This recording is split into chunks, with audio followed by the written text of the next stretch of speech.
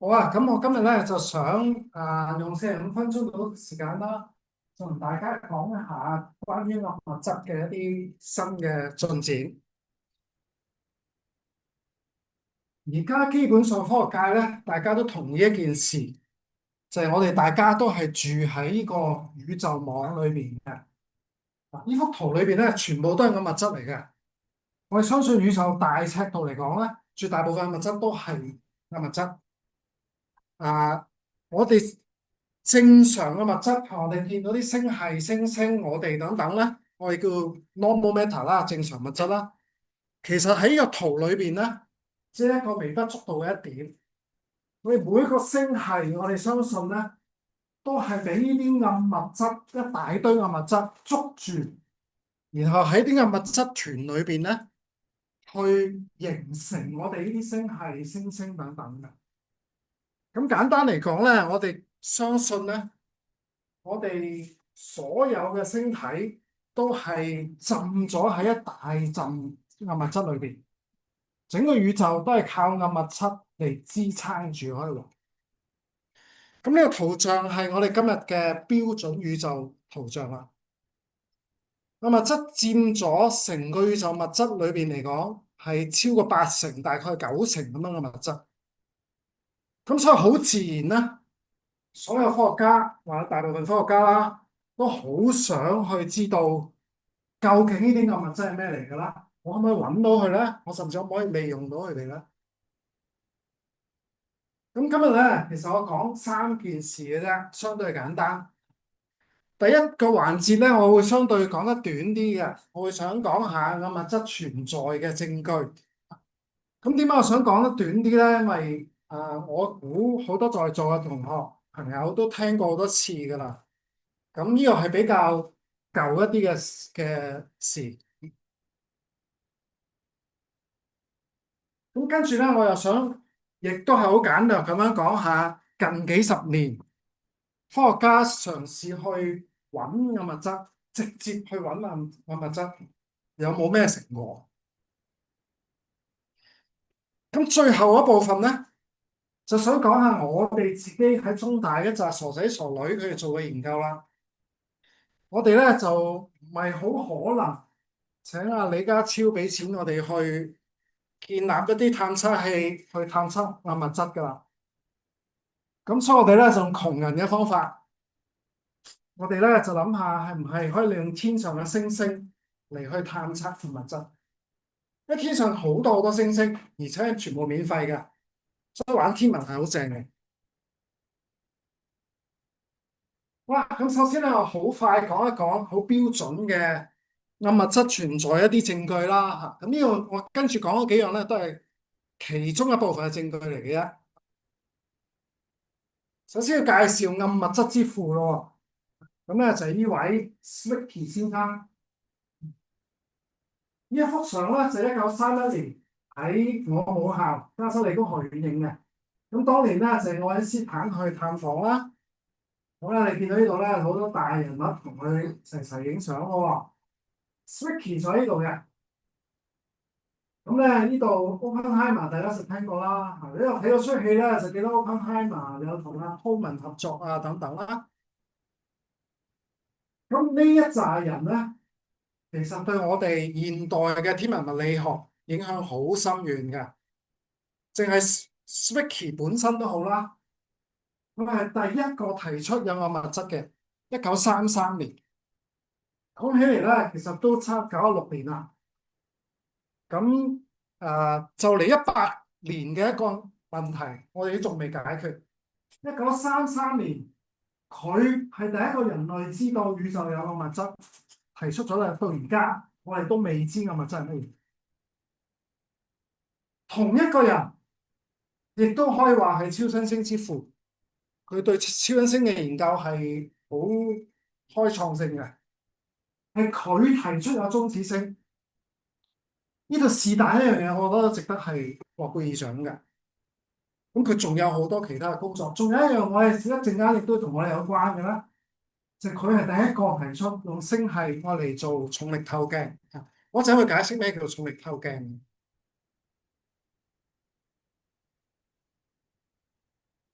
好啦，咁啊，Zwicky 點知道有暗物質存在咧？佢其實做嘅觀測相對嚟講概念好簡單嘅。我哋知道宇宙裏邊咧有好多星系，係我哋銀河系其中一個星系啦。咁呢個真係相嚟㗎。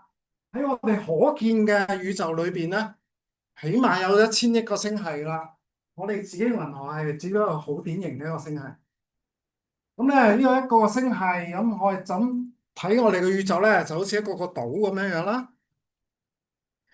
咁啊，Zwicky 做嘅觀察咧，就係揾一啲星系團，譬如話呢個叫後發座星系團，啊，裏邊有幾千個星系㗎，佢哋共同圍住共同嘅一個質心，就喺度圍住喺度轉啦。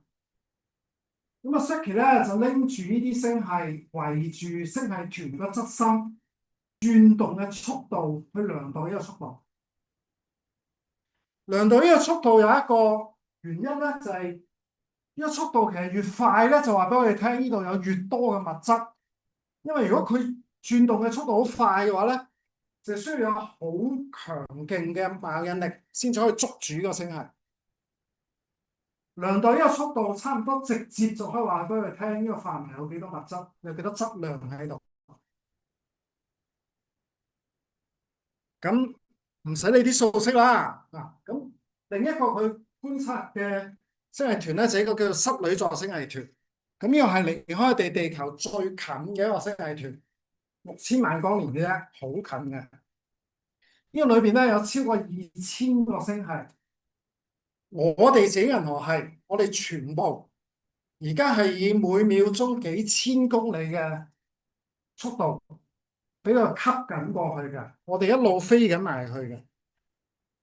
我哋應該咧就會遲早啦，遲早講緊好多億年後啦，就會成為呢個後室女座星系團嘅一部分。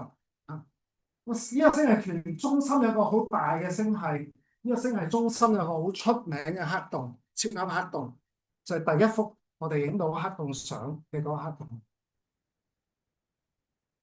咁同樣啦，Zwicky 做對呢個星系團嗰啲星系嘅速度做一啲觀察，做一啲量度咧，就發覺一樣嘅結論，就係呢度我哋可見嘅星星佔嘅質量遠遠唔足夠去提高萬有引力去捉住啲星系，佢哋飛得太快啦，需要有大量見唔到嘅物質先至可以捉住晒啲星系。咁所以咧，Zwicky 就提出應該要有呢啲叫做 Dunkel metal，知點讀啊？德文嚟㗎，暗物質。Zwicky 1933年提出有暗物質，但係差唔多冇人理佢，好奇怪一件事。直到過咗30年度啦，60年代，咁咧就要介紹暗物質之母咯喎，咁咧就呢位 Vera Rubin，一個好出名嘅女天文學家。啊，早得其實差唔多由翻嚟中大開始啦，每一年到9月就有記者打電話嚟問我，喂，估唔估到邊個拎諾貝爾獎啊？咁樣，年年都玩呢個遊戲嘅，差唔多每一年都有人估係佢拎嘅。而家冇人估噶啦，因為佢早幾年過咗身啦。但係佢做咗啲好重要嘅工作，基本上同 Zwicky 頭先嗰個量度星系公轉嗰個速度概念係一樣嘅。不過咧，Rubin 咧就將呢個概念應用喺星系嘅自己轉動、星系嘅旋轉嘅速度嗰度。佢量度啲近我哋一啲嘅星系，量度呢個星系裏邊嘅物體、星星啊、星雲啊、氣體啊等等公轉嘅速度。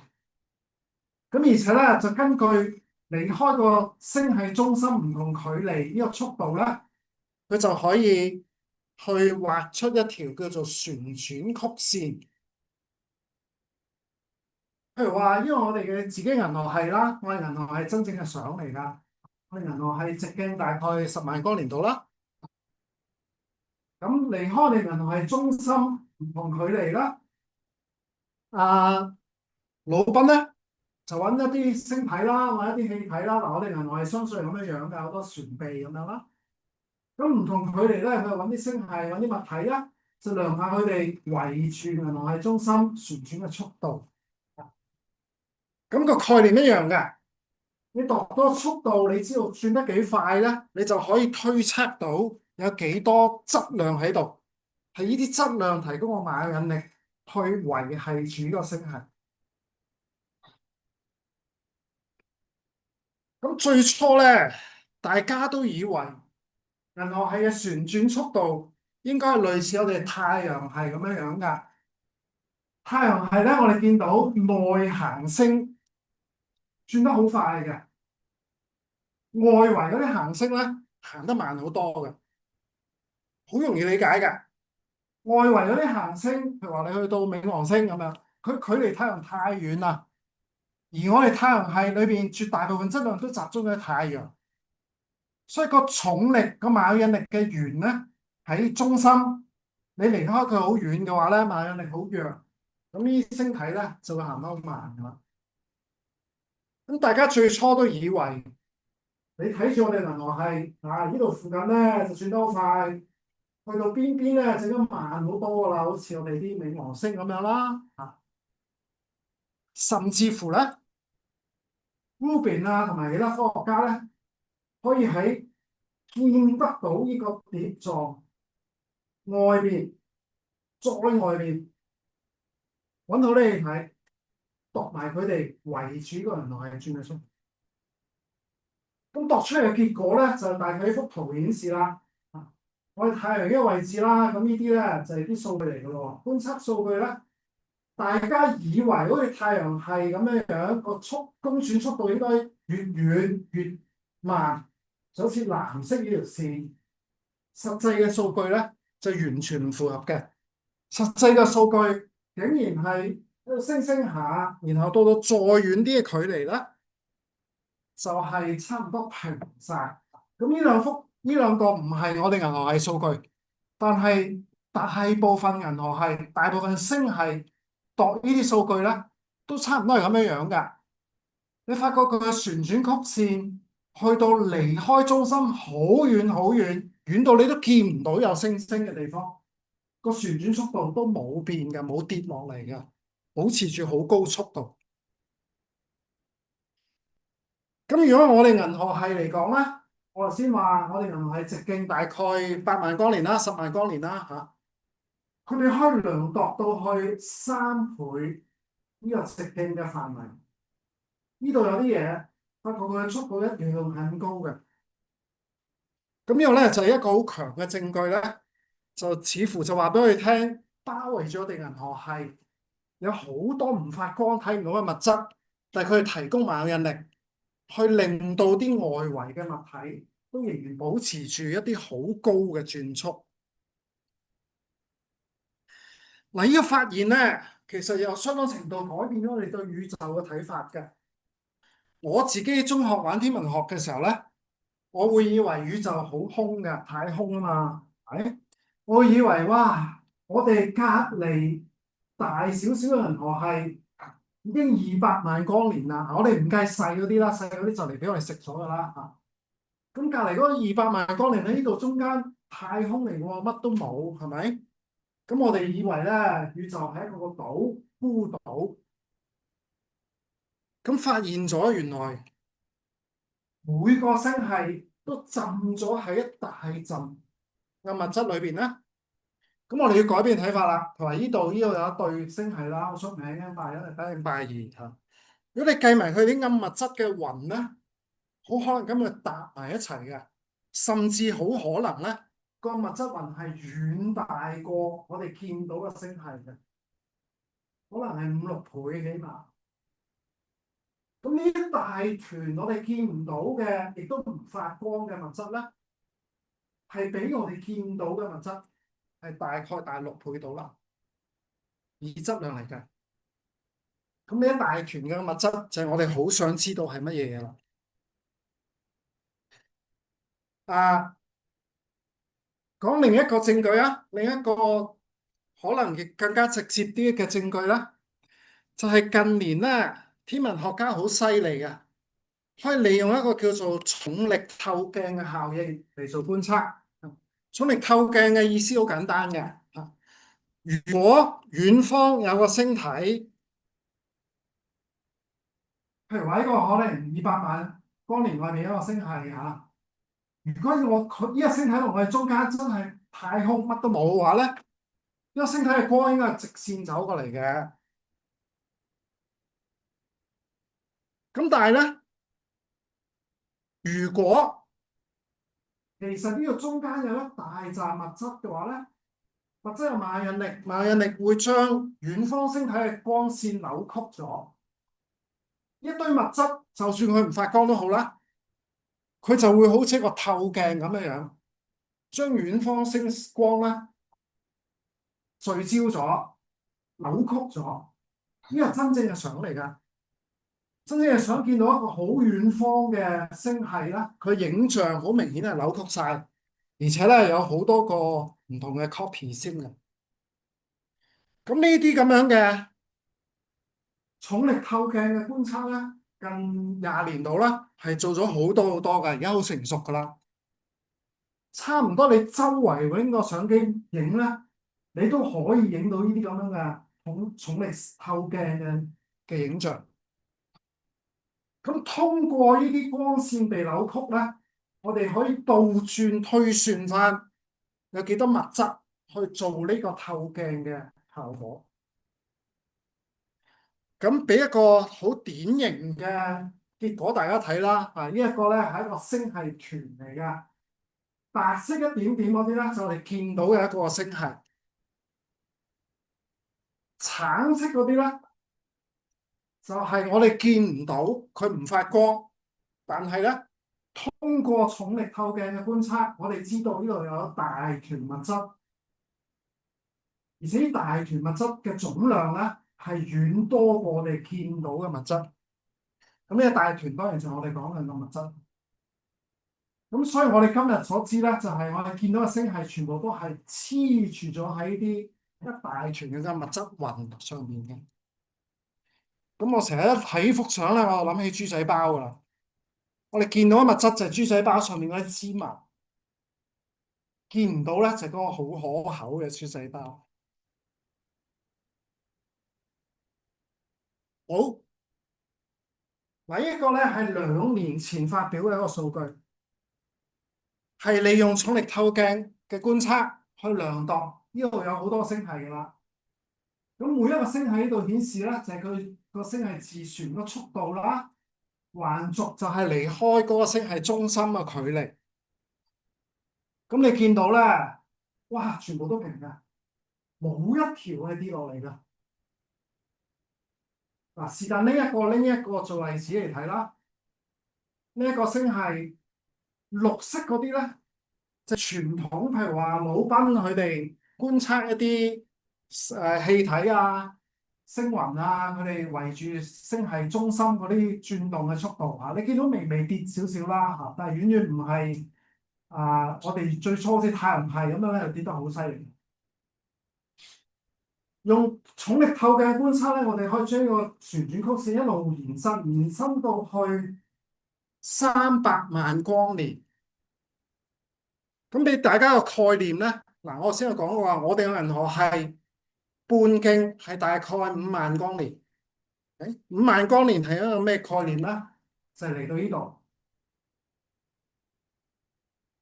而家重力透鏡觀測可以延伸到去大概330萬光年，係50倍我哋見到嘅可見物質嘅範圍。即係話外圍有呢度，我哋完全睇唔到有星星，睇唔到有嘢發光啊！但係旋轉曲線話俾我哋聽，重力透鏡觀測亦都話俾我哋聽，有好大團嘅物質。嗱，其實嘅物質存在仲有好多證據嘅，所以其實喺天文學界咧，唔係好多爭拗嘅。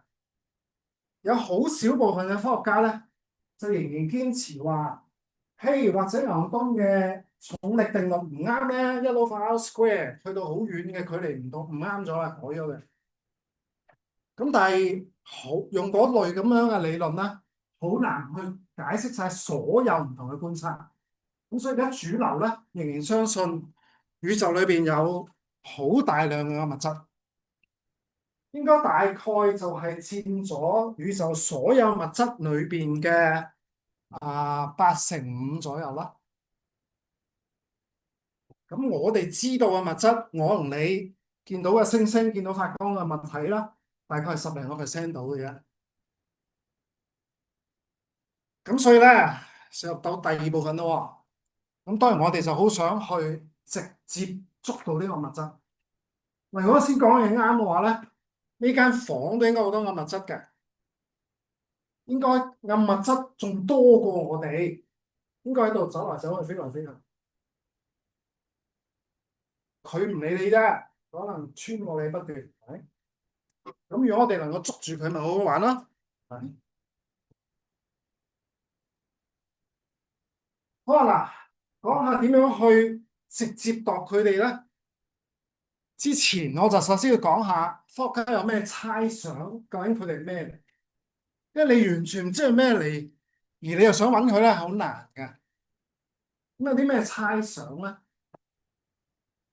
絕大部分科學家提出嘅理論咧，呢啲都係一啲未證實存在嘅粒子，新嘅粒子，所以捉到佢咧就正啦，開創咗好多好多學科啦。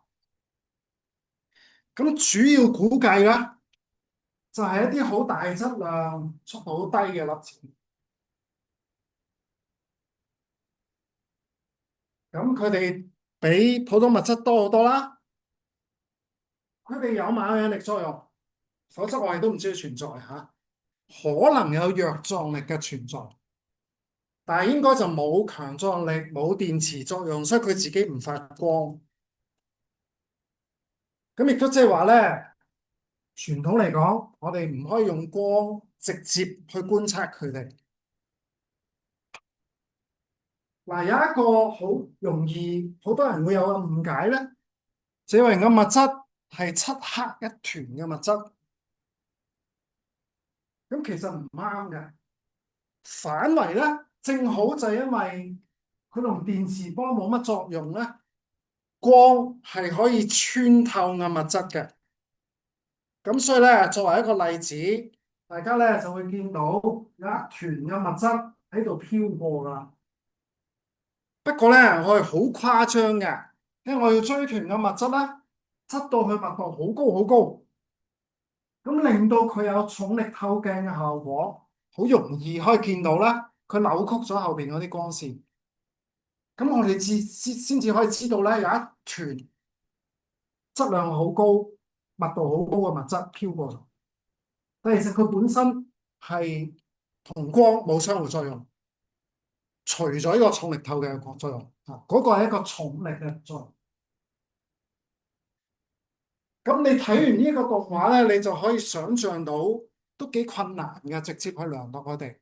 唔通我真係坐喺度去等發生呢件事咩？嚇，理論上或者會有機會嘅。你喺屋企度睇嘅喎，睇住個窗口睇下有冇啲咁嘅飄過。咁係好難去量度佢哋。咁不過咧，亦都有好多呢啲理論提出未證實嘅粒子係有弱作用嘅。咁呢個咧就係好大部分直接去揾暗物質嘅一啲方法啦。咁簡單嚟講咧，好多類型嘅實驗咧，就係利用如果有個暗物質嘅粒子撞埋嚟，我呢度有一個探測器，好敏感嘅探測器，裏邊有啲晶片喺度。咁希望咧撞好多好多粒暗物質落嚟咧，其中有一粒好稀有咁樣咧，有個弱作用力，就同我晶片裏邊嘅其中一個原子有反應，咁啊彈開咗佢，咁我就度到佢啦。咁但係因為呢啲弱作用力好弱嘅，個名都話弱啦。呢啲實驗咧全部都要匿喺地底或者山洞裏邊去做。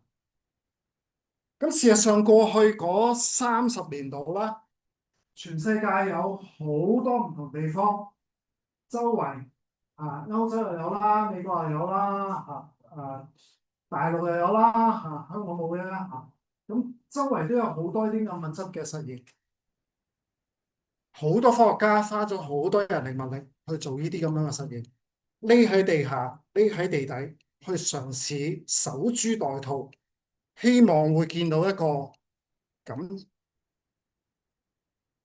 咁樣樣嘅事。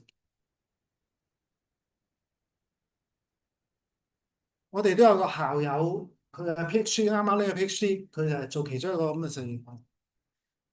最近都翻嚟講過佢哋成果。中國有全世界地底最深嘅實驗室，喺四川錦屏呢一個地方。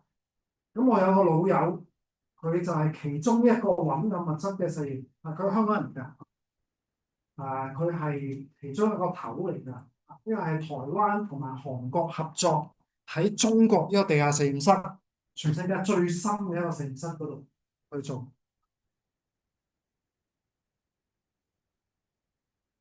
好啦，另外一個諗法咧，就係話唔好守株待兔啦，不如我哋嘗試撞佢出嚟啦。我哋走去大型強子對撞器。咁呢個咧就係喺法國同埋瑞士邊界一個全世界最勁嘅粒子加速器啦。可以將啲粒子咧質子加速到去好接近光速，然後兩堆質子咧就好高速、好高能量咁樣去撞埋佢哋。咁個希望係咧撞完之後，好多能量咧就會產生各種粒子，咁照計都有機會咧產生呢啲暗物質嘅粒子。咁樣你產生呢啲暗物質粒子嘅話咧，我哋啲探測器度到佢㗎。咁但係我哋度到其他嗰啲唔係暗物質嘅粒子，我哋如果發現加埋晒咧，佢啲能量同埋動量唔守恒嘅話咧，咁就可能係撞咗啲暗物質出嚟啦。咁有一個動畫顯示啲咁樣嘅撞擊實驗啦。咁呢個加速器其實係需要好多人力物力，好多金錢花好多電力去做呢啲咁樣嘅實驗連個加速都要分幾個階段，將啲質子加速到去好接近光速，然後咧就喺個環四邊有4個探測器嗰度咧，就去進行撞擊。我哋香港團隊係參加咗其中一個最大嗰個實驗，叫 Atlas 嘅實驗。Atlas 亦都有去揾暗物質嘅。咁譬如話呢一個就係我哋嘅探測器啦。咁你見到咧，就將兩粒好高能量嘅質子喺探測器中間對撞，撞完咧就會產生各種各樣嘅粒子。我哋希望有朝一日咧，其中可能有2粒就係呢啲咁樣嘅暗物質粒子。咁呢啲實驗亦都做咗好多年㗎啦，超過10幾年。好啦，揾咗30年，好多科學家花咗好多功夫嘗試去揾佢哋。間中有啲實驗咧話，我哋度到啦咁樣。咁不過冇人信，冇人重複到。結果好多個吉，雖然係幾好笑，但係其實好悲慘嘅，所以要苦笑。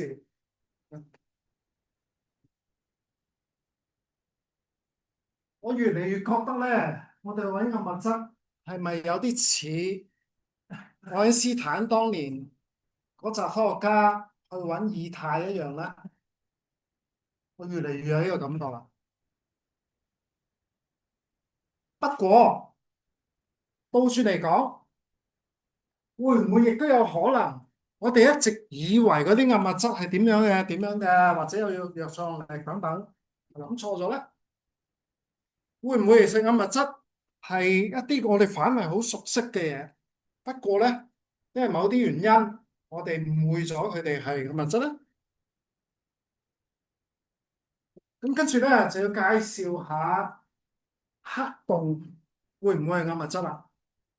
嗱，而家今時今日，我諗有轉學生都識黑洞噶啦，個個都識噶啦，個個都好中意黑洞噶啦，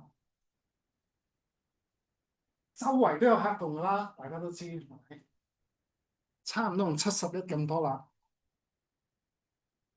咁黑洞可唔可以係暗物質咧？我其實以前教大通天文啦，差唔多年年都會有同學問我，咁黑洞係咪暗物質啊？咁我好多年咧，我都好斬釘截鐵咁樣話唔係。嗱，我哋重新嚟過嚇，諗清楚啲。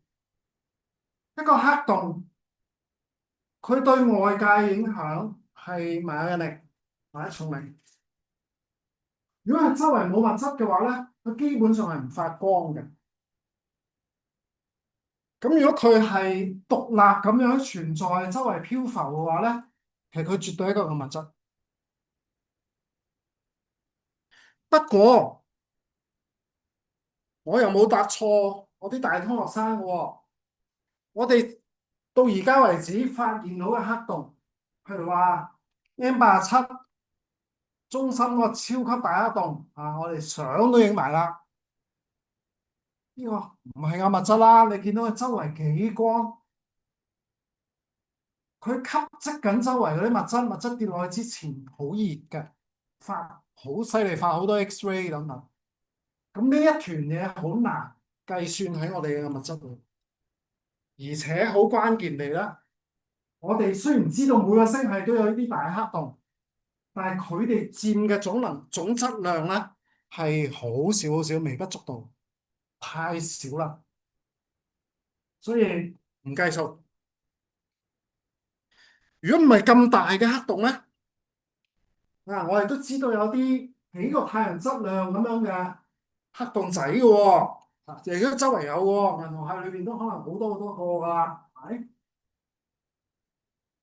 咁但係都唔得，一樣嘅問題就係，通常佢周圍咧都有物體跌落去，跌落去之前有個吸積盤，吸積盤好光，而且咧，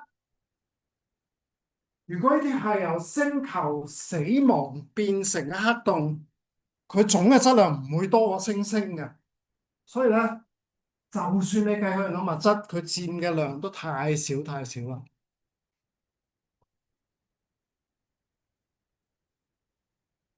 如果有個微型黑洞又點咧？有啲所謂叫做原始微型黑洞，咁我哋相信咧係宇宙初開，宇宙嘅物質唔係完全均勻嘅，有少少漲落，有少少 fluctuations。咁咧就總有機會，宇宙好早嘅時候咧，啲物質呢啲少少嘅密度漲落，就已經可以形成一啲細細粒嘅黑洞。咁呢啲我哋叫原始黑洞。原始黑洞可以由好大質量變到好細質量都得嘅喎。咁會唔會啲好細質量嘅黑洞可以做暗物質咧？咁原則上係得嘅喎，因為佢哋咁細粒咧，就唔會有咩吸積盤，唔會有幾多物質跌落去。佢基本上只有萬有引力，大概唔係點發光。嗱，你大概立即咧就跳起身話唔係喎，有霍金輻射發光。咁究竟呢啲細細粒嘅黑洞可唔可能係有物質咧？我哋詳細睇睇件事啦，係嘛？霍金輻射我諗大家聽過啦。霍金1974年嘅文章，佢研究一個黑洞點樣影響周圍個真空。咁佢咧就發覺咧，黑洞會令到周圍嘅真空發光嘅。個黑洞本身咧就好似有個溫度咁樣，呢個溫度咧同個黑洞個質量係成反比嘅。越大質量嘅黑洞，佢個溫度好低嘅，冇乜霍金輻射。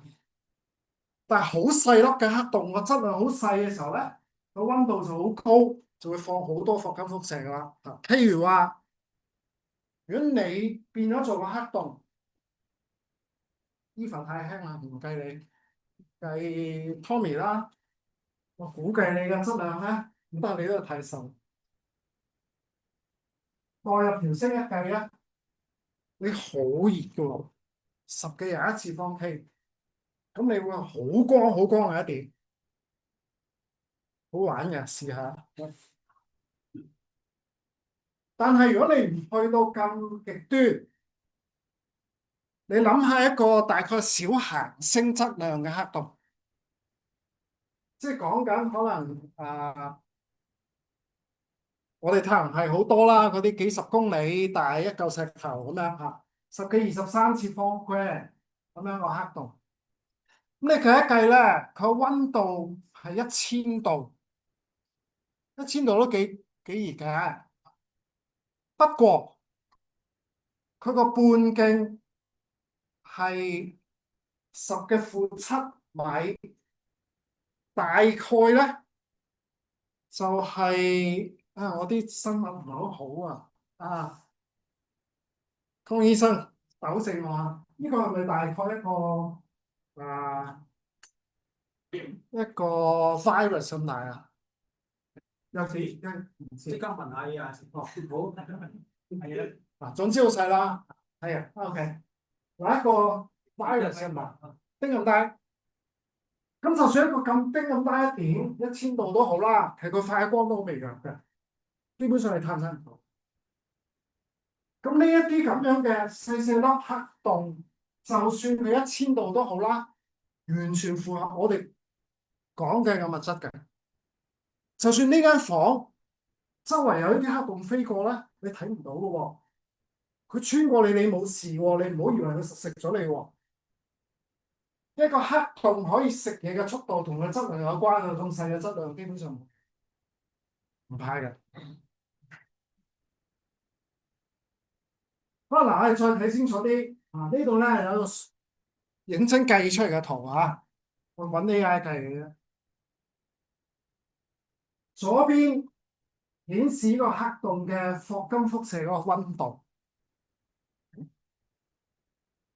橫軸喺個黑洞嘅質量，用 kg 嚟做單位。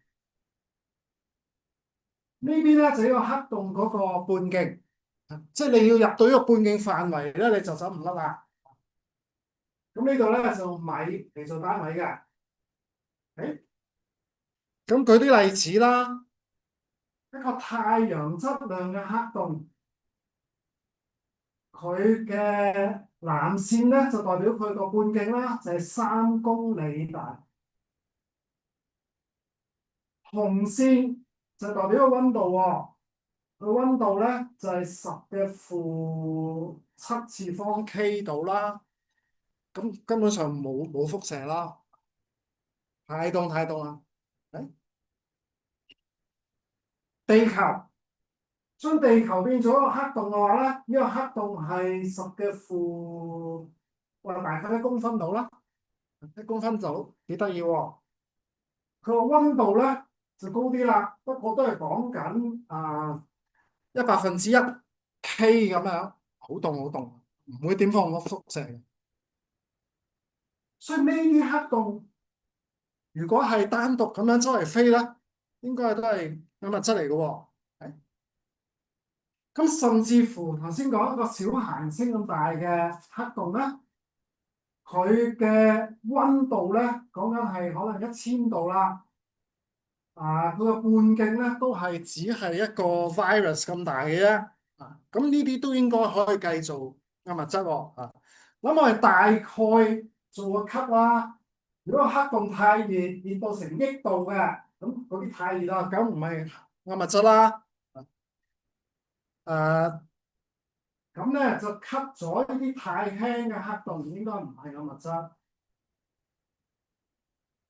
如果太重嗰啲咧，佢周圍實會吸好多物質，咁啊通常都好光嘅。咁呢堆咧都唔係㗎啦，啲超級黑洞都唔係。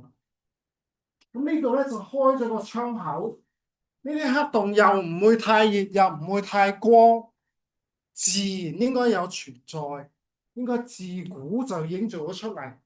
咁佢哋可能係好好嘅暗物質嘅可能性嚟嘅喎。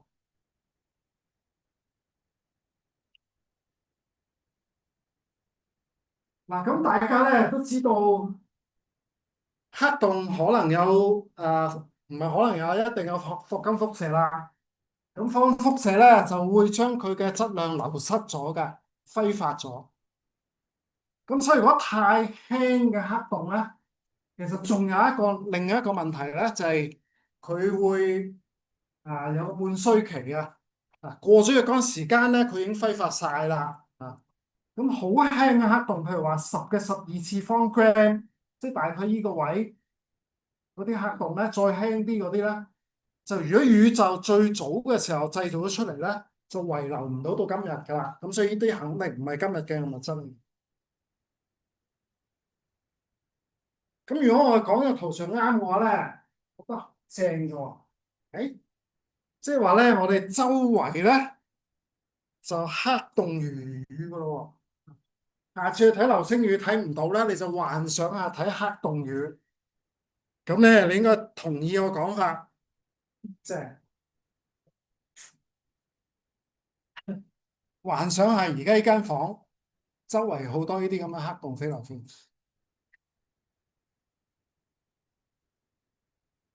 好啦，咁唔係我提出嘅，好多科學家對原始黑洞好有興趣。原始黑洞第一個提出咧，就呢個叫卡嘅人，佢1982年就提出呢個理論㗎啦。咁呢篇係一個幾年前嘅一個review paper 啦。咁我裏邊咧抄咗呢幅圖出嚟，就有好多科學家嘗試去揾原始黑洞。咁咧就利用各種觀測去睇下揾唔揾到佢哋啦，揾唔到咧就喺個圖上面咧就劃走咗啲區域。呢個圖咧中軸就係講緊呢啲原始黑洞，我哋簡稱佢做 PBH。原始黑洞佔暗物質幾多成？一就係全部暗物質都係原始黑洞。橫軸咧就係今日呢啲暗物呢啲 PBH 嘅質量係幾大？咁正如我先講啦，大質量嗰啲 PBH 咧就好快就俾人哋排除咗噶啦，因為通常佢哋都好容易揾到啊。譬如話好大質量嗰啲咧，用重力波探測器佢捉下咁，我哋都會度到佢噶啦，咁都度唔到咁樣嚇。咁所以咧，基本上 PBH 質量大啲嗰啲範圍咧，就嚴重咁樣受限咗啦。呢啲都應該唔係我哋講嘅物質。嗱，好輕嘅又係有問題喎。好輕嘅話咧，佢好光，放好高能量咯嘅輻射。譬如話放啲伽馬射線咁樣樣，咁我哋見唔到，所以呢度又係限咗。但係直到今日有一個空窗，呢個範圍嘅 PBH 質量咧係不受限制嘅，完全冇任何限制。佢哋可以係佔據全部嘅物質。咁呢個範圍就係我頭先講啦，佢有放緊輻射，但係都好微㗎。熱嘅可能幾千度，但係你都感覺唔到，細細粒，仲細過 virus，咁你點啦？可能可以我嚟殺死啲 virus 咯。好啦，咁最後一部分咧，就轉到去講下我哋中大啲傻仔傻女而家喺度諗緊嘢啦，喺度做緊嘅工作，係進行緊嘅工作，可能係錯嘅。不過想同大家分享一下我哋啲諗法同埋嘗試緊嘅一啲嘢。我哋太窮啦，我哋冇錢自己起個暗物質嘅探測器。咁不過自然界提供好多免費嘅探測器。淨係我哋自己銀河系裏邊咧，大概有1000億個行星啦。咁裏邊包括有100億個白矮星，同埋大概10億個中子星。咁呢啲都係好特別嘅星體，好細粒嘅星體。通常呢啲行星死咗、塌縮咗成為嘅星體，佢哋全部係免費嘅。所以我哋做嘅工作就係嘗試用呢啲白矮星同埋中子星咧，去探測暗物質。簡單介紹下白矮星啦。咁好多我哋玩天文、中意影天文相嘅人咧，都中意影啲咁嘅星雲嘅。咁呢個好出名啦，子環星雲嚇。咁咧，你放大佢中間咧，一粒就係白矮星啦。一行星死咗，外圍可能爆咗出嚟，剩翻中心死剩嗰嚿咧，就塌縮成為一個白矮星。咁呢個係另一個好出名嘅星雲，叫蟹狀星雲啦。咁呢個係一個好猛烈嘅爆炸造成嘅一個星雲。個星雲中心咧就匿埋咗一粒中子星。咁我哋咧就用唔同波段去睇佢，有啲波段咧係可以睇到呢粒中子星。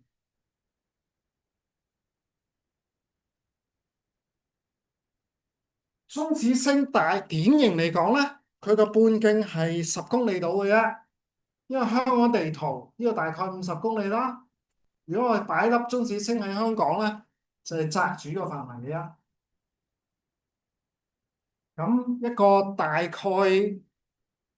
太陽質量嘅星體縮到10公里，咁你可以想象咧，佢嘅重力好大嘅。喺表面係個表面重力大到咧，你有幸上到去咧，會瞬間塌到去變成個二維嘅死物。咁呢星咧係完美球體，冇山冇嘢突得出嚟噶啦。嗱，呢啲物質好高密度我哋對佢理解唔係好多嘅。咁所以咧，中子星本身都係我哋好有興趣研究嘅星體。如果比一比大細嘅話咧，我哋太陽如果咁大嘅話咧，地球上咁大，白矮星差唔多同地球一樣咁大。中子星咧係細好多嘅物質。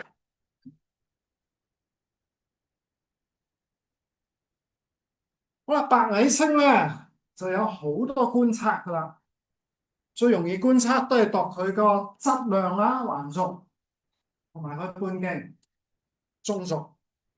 咁呢度咧用太陽質量同埋太陽半徑做單位嘅。藍色一點點咧就係天文學家度過嘅白矮星，佢哋好好噶，擺晒喺個資料庫。呢個資料庫咧係人都可以搜出去揾啲白矮星嘅資料。咁呢幅圖咧就顯示白矮星嘅質量同埋佢嘅半徑有咩關係？喺天文學嘅標準理論裏邊咧，我哋以為我哋完全明白白矮星啦，係應該冇乜差錯噶啦。個標準理論咧就係橙色呢條線顯示嘅質量同埋半徑關係。咁你發覺咧，觀測嘅數據咧，都真係大概跟住個標準理論咁樣去。不過好明顯有好多白矮星係遠遠偏離咗呢個標準理論嘅，標準理論係唔足夠嘅。譬如話呢一大堆嘅白矮星咧，個半徑係比標準理論講大好多喎，可能大2、3倍嘅。亦都有一啲係質量好大嘅，標準理論咧話最大可能嘅白矮星質量都1.4倍嘅啫，1.4倍太陽質量。呢度咧揾到啲差唔多到2倍太陽質量。亦都有一啲比標準理論細粒好多嘅白矮星。咁呢啲都係唔知點解嘅喎。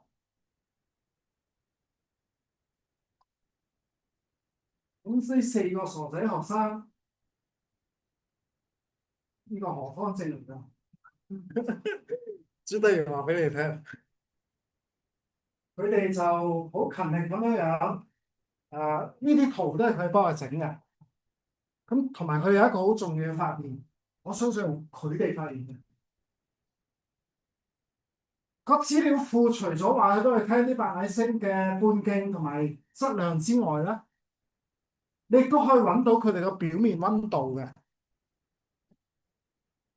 咁佢哋咧就將個資料庫啲白矮星嘅表面溫度咧，就用呢個顏色嚟顯示，越熱就越偏近黃色。譬如話呢個綠綠地黃黃地色呢扎咧，個表面溫度係10萬度。咁好明顯你見到咧，就係偏離標準理論嗰啲白矮星咧，係熱嘅白矮星，而且越嚟越熱。越熱就偏離個標準理論越多。嗱，咁都唔係好奇怪嘅，你大概都係想象，哇，佢咁熱，咁咪脹大咗咯，咁個半徑咪大過標準理論咯，係咪？咁呢一紮咧，奇怪唔係佢點解個半徑偏離或者個質量偏離標準理論，奇怪係點解佢咁熱？白矮星係死咗個星，佢唔會再發出光同埋熱噶啦，佢只可以一路喺度散失佢嘅熱。好難想象點解會揾到啲白矮星係10萬度咁熱，甚至呢一紮咧係差唔多去到100萬度咁熱。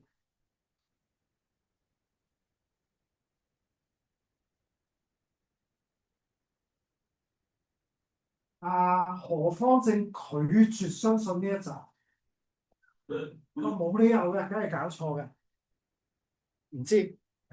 咁但係你總之由資料庫拎出嚟咧，你就見到咁樣嘅圖像，白矮星有好多白矮星，唔知點解無啦啦整熱咗。咁同樣呢四個傻仔啦，我哋都去試下，都去試下咁啦。我哋擺啲咁嘅物質喺白矮星裏邊。如果呢啲咁嘅物質佢自我湮滅嘅，咁有好多個物質嗰啲理論咧，係話佢哋譬如話質子啦，佢哋的確係會自我湮滅嘅。咁睇下我哋可唔可以解釋到呢啲熱嘅白矮星？咁佢哋做咗好耐嘅時間啲計算，基本上我哋覺得我哋可以解釋到呢度大部分。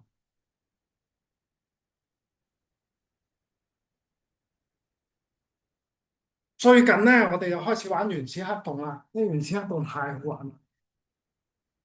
咁我就問另外一個傻仔，一個傻嘅學生 Jack 同 Carrie。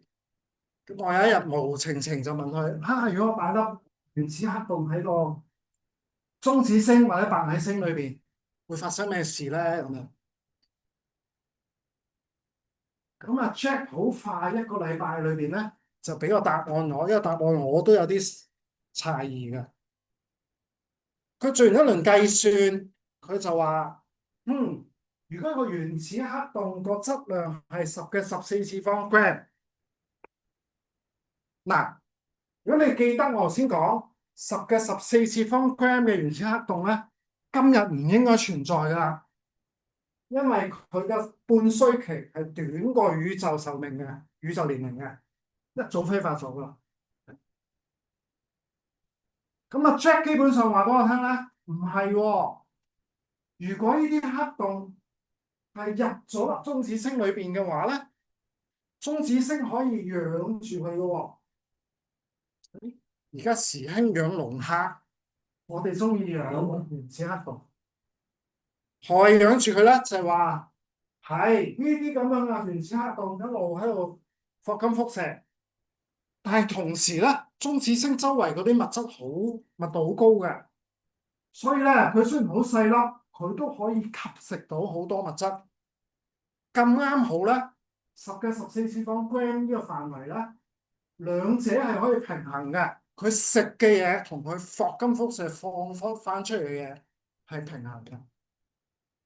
咁變咗咧，呢啲咁細嘅黑洞咧，如果佢喺太空就一早揮發晒。第但係如果佢入咗粒中子星咧，佢就可以一路喺度保持住佢嘅狀態。嗱，當然有後果㗎，因為佢始終放霍金輻射，咁呢啲霍金輻射咧就會不斷將個中子星喺度加熱。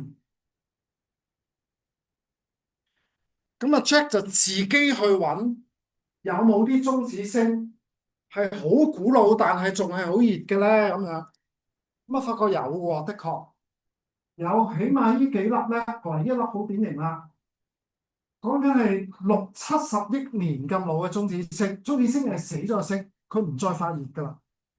但係竟然仲可以有10萬度咁樣嘅溫度，咁呢件事本身係好奇怪嘅一件事。咁另外仲有好幾粒都係類似，咁佢仲竟然可以拎我哋個理論咧，可以 fit 到呢幾粒個狀況嘅。咁啊，Carrie 咧又發覺喺白矮星都有一樣有類似嘅狀況，可能咧甚至乎就可以解釋頭先見到一紮何方正德肯接受嗰紮，唔知啦。咁呢啲都係我哋而家進行緊嘅工作，都係我哋而家諗緊玩緊嘅一啲嘢啦。可能錯嘅，全部都錯嘅咁但係起碼我哋玩啊覺得好玩啦咁我時間差唔多啦，咁最後咧做個總結咯咁我今日其實就係集中咗講物質一啲研究嘅進展啦首先都講下物質存在嘅證據啦。咁近年咧就多咗好多用重力透鏡嘅量度啲星系嘅旋轉曲線等等啦。咁好多個證據都證明都應該一定存在㗎啦，佢哋。我亦都講咗好多科學家花咗好多年、好多人力物力，嘗試直接喺地球上邊做啲探測器度佢哋，或者我哋 LHC 做撞擊，揾啲唔見咗能量、動量，睇下揾唔揾到佢哋。咁呢個真係好可惜，唔准笑，就係咁啦，暫時。咁最後咧，亦都簡單介紹一下中大啲傻仔傻女喺度做一啲研究啦。咁我希望我哋都會有啲發現啦。咁今日講咁多啦，多謝大家。